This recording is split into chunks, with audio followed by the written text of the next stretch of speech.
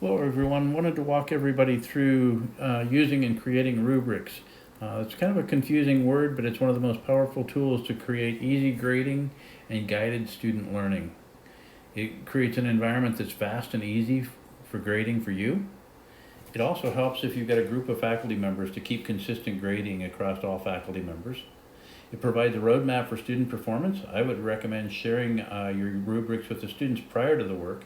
It's going to guide their learning and get them to perform in the way that you want them to.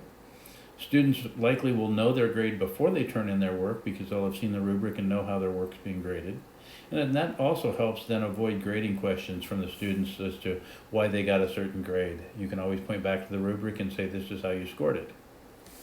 As you're working through rubrics are really just a fancy word for checklist. So if you look down a rubric, you're going to find all of the different things that you might be grading a student on in their work. And so that's simply your checklist of what you want them to do. And then you can mark those items based on how well they do it for each student across your rubric. So you'll see that we're grading on timeliness, their activity. In this case, we're working on a discussion forum. So did they get their stuff in on time?